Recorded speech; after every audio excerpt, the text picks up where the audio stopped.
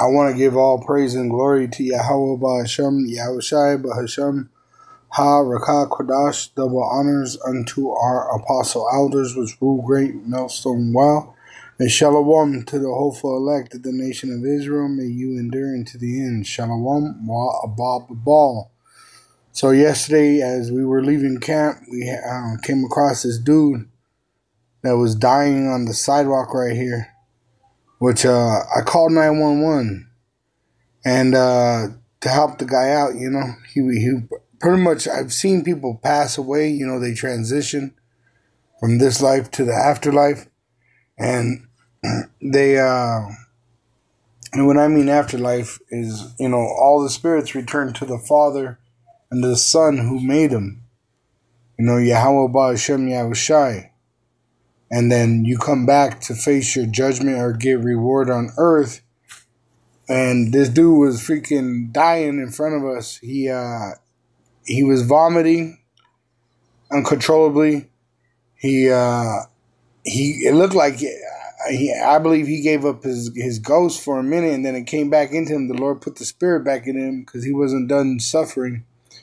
And, you know, I was kind of, you know, when I walked by, I just said, I know this is, you know, the Lord's judgment on him. But, you know, just to be a stand-up civilian, you know, I called 911, and it actually revealed something to me, that there is no more 911. So it took 2 calls to get to 911. And the 911, when I did call them, it was like not even a dispatch. It was like more of a operator instead of a dispatcher, and couldn't understand nothing coming out of her because of the sound. It was a horrible, you know, audio. Anyways, so we go about our day. You know, we went and broke bread up north. This is a kind of, it's like West Denver, Edgewater. This road right here is called Sheridan, and that intersection is 20th, which is pretty much West Denver. And we went up into Thornton to eat together, to break bread, and they sent me a text message. All right, it says, from the Edgewater Police, this is the Edgewater Police Department. Your call for service at this address has been received, and officers will respond as soon as they are available. Please reference incident number if you need to call back. Well, you know what I'm saying? So there was no police available yesterday, right? Nobody that available to help this dude. And this dude was literally slumped over, dying, pissing on himself. And when he gave up his last, it sounded like his last breath, he went, and he just like collapsed even more. He was slumped over, but he like literally, it looked like he just died. And then right when he did that, all this piss came out of under him. It was like a more piss than I ever seen. You know, you've seen drunk people piss their pants and shit like that. But this dude literally made a puddle. So, and I know that, you know, like I said, I've seen relatives transition. I've seen, you know, I've heard of people, you know, when they die, you know, you lose all your bowel movements. So, you know, I seen this dude literally lose his bowel movements right when he gave up that breath. And then a minute later, he rolls over and he's choking on his vomit. You know what I'm saying? So I didn't want to touch him because, you know, I'm not a doctor. You know, I don't know the whole entire situation. So I called the people that are supposed to take care of this kind of stuff in this society, showing you that it's a wicked ass society. There's nobody to even to deal with this situation. See? Officers will respond as soon as they are available. Just think if this dude was shot, stabbed. You see what I'm saying? We're in that time of 2 Ezra 15. All right, we're in perilous times. It says in 2 Ezra 15, it says, a man shall have, verse 19, a man shall have no pity upon his neighbor, but shall destroy their houses with the sword, and spoil their goods because of the lack of bread and for great tribulation.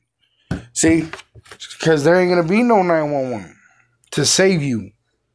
And that's why these women, they're actually, in denial when they say that they could fight a man, they don't need a man. All right, when these days happen, all right, it even tells you that men are going to be afraid. All right, it says, let me see. Right here, 2 Ezra 15 and 18. For because of their pride, the city shall be troubled, the houses shall be destroyed, and men shall be afraid. So is the next verse up. 18, I read 19 first. So 18 and 19. All right. So this is what time we're living in. We're living in perilous times. For when you need someone, like a police officer, you're not going to be able to reach out and contact one because there's not going to be no police available. All right. And this is how you know we're in that time for Jacob's trouble, because when they bring out that implantable microchip and make it mandatory for buying and selling, all right, they need the chaos to bring forth that new world order. So just think, no police, all kinds of things happening at one time, terrorist attacks, zombie apocalypses, you know what I'm saying? Beasts coming out, attacking the people, all right? All kinds of manner of things. Weather events, right? Chaotic weather events. So this place is done for, man. This place is done for, and I'm so glad to see the progress of the decay of this place. Because I'm ready, in the spirit to be with Yahweh Shem Shai. It's all up to Yahweh Shem Shai in our time and how long we have to wait and endure. But this is a good sign because we know that this place is going to suffer great violence. And this is a sign that this violence is about to erupt. All right? It tells you this. In Isaiah 13, Zechariah 14, it says, Isaiah 13, it says, everyone, verse 15, that is found shall be thrust through. So they're going to be killing people in the streets. And just think, what if this dude was thrust through? What if this dude was shot or stabbed? Who's coming to help him? There was nobody. Nobody even cared. Everybody going about their business. People are walking past him like nothing. Right? But even the one that did care, because I called for 911 through the spirit, it moved me to. And really, we are the actual best there is. If anybody's going to care, it's the elect. And so I called 911, and, there is no 911. Once again, they sent me a message saying they'll send an officer as soon as one is available. So just think, if you got thrust through, you got stabbed, you got robbed, you know what I'm saying? A woman getting raped. It says, and everyone that is joined unto them shall fall by the sword, which eventually America is going to get nuked after all this violence. Their children also shall be dashed to pieces before their eyes. They're going to just think they're going to be able to take a woman and rape her and kill her kids right there, and no cops to stop it. Everybody else going about their business. So this place is about to get very violent. Very, very violent. It says, dashed to pieces before their eyes, their houses shall be spoiled, and their wives ravaged. Because if someone's trying to break into your house, you'll call 911. My ex-boyfriend is trying to break into my house. I don't have anybody to send out there. Obviously, if he comes inside the residence and assaults you, can you ask him to go away? As the clock strikes midnight, New Year's celebrations turn deadly, and Walmart employees decide to take the law into their own hands. My ex-boyfriend is trying to break into my house. I don't have anybody to send out there. Obviously, if he comes inside the residence and assaults you, can you ask him to go away? See? And this is different stories. So don't get this story mixed in. Right? My ex-boyfriend is trying to break into my house. My ex-boyfriend is trying to break into my house. I don't have anybody to send out there. Obviously, if he comes inside the residence and assaults you, can you ask him to go away? See? So there is no more 911.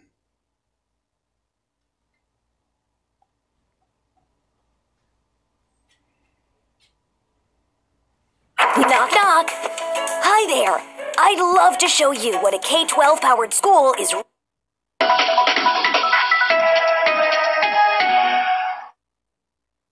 That frantic call for help keeps replaying over and over again in Esperanza Quintero's mind. Okay, you know what, ma'am? You could deal with yourself. I'm not going to deal with this, okay? No, okay.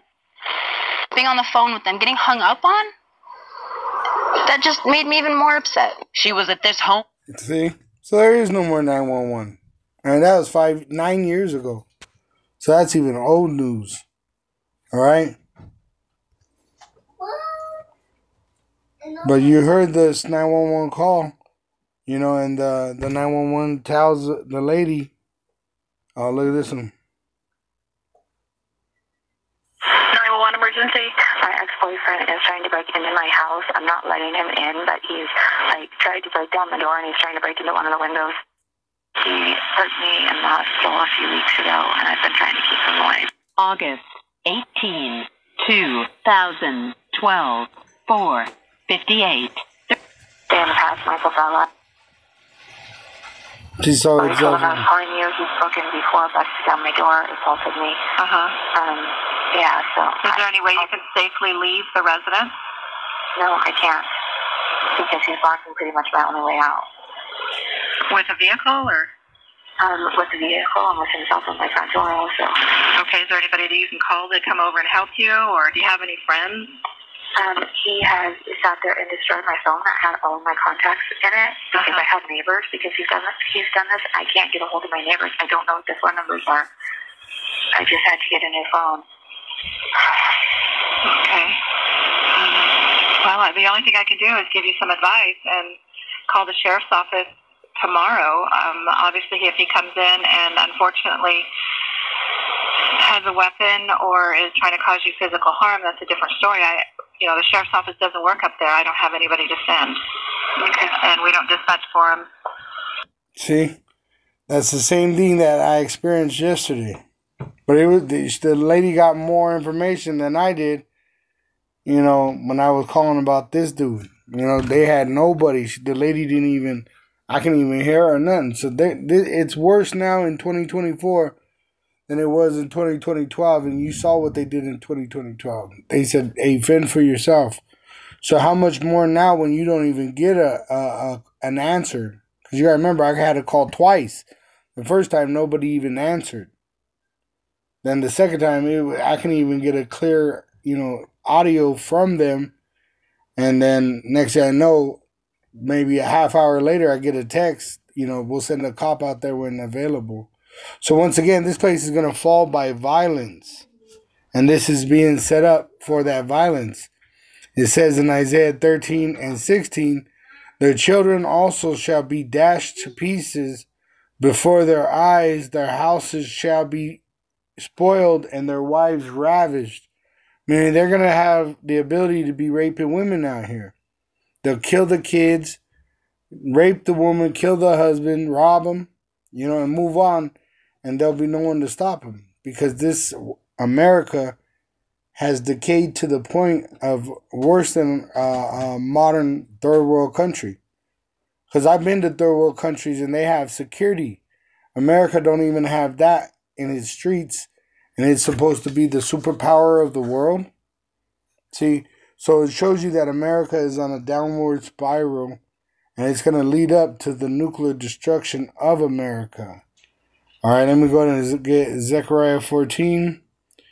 It says in verse 2, for I will gather all nations against Jerusalem, the battle, Jerusalem dealing with the Israelites, which for the most part are in America, and the city shall be taken, which they're going to do martial law, and it's going to get very violent, and the houses rifled, meaning destroyed, and the women ravished, raped, and half of the city shall go forth into captivity. They're going to throw you in FEMA camps. and the residue of the people shall not be cut off from the city. So the remnant, the hopeful elect, the Lord's going to make a way for us to survive for the most part. You're going to have a small number that are sacrificed for fulfillment of prophecy, but the residue is going to make it through. The remnant is going to make it through. Then shall Yahweh go forth and fight against those nations, as when he fought in the day of battle, which that goes into that nuclear destruction. Verse 12, and this shall be the plague wherewith Yahweh will smite all the people that have fought against Jerusalem. Their flesh shall consume away while they stand upon their feet, and their eyes shall consume away in their holes, and their tongue shall consume away in their mouth. All right, let me get one. It says in Jeremiah 25:33, and the slain of Yahweh shall be at that day from one end of the earth even unto the other end of the earth. They shall not be lamented, neither gathered nor buried. They shall be dung upon the ground, which is talking about dead bodies. It's going to be so bad out here. There's going to be dead bodies just laid out like this all over the streets, and because people just dying, being killed, and no one coming to lament nor bury them. Because there is no time of peace anymore. It's time of war. And war is going to be in the streets of America. A race war, civil war, war of classes, war of sexes. And then you're going to have, you already have it happening, but it's going to increase world war. And then eventually a nuclear war, right? Because you're going to have a war in heaven, the chariots from heaven coming down on these devils and their angels. And eventually, at the end of it, when Yahushua returns, nuclear destruction of America and the valley of Jehoshaphat being melted. So there's going to be a mass death on a size that is unimaginable. But it's going to happen because it's prophesied. And as these words come to come to pass every day, as sure as the sun rises and the moon, the moon is first and then the sun. It's going to be as it is. And the Lord, as it is written in the word of Yahweh, and Yahweh Shai is going to fulfill it. Shalom to the elect, wa abab abal.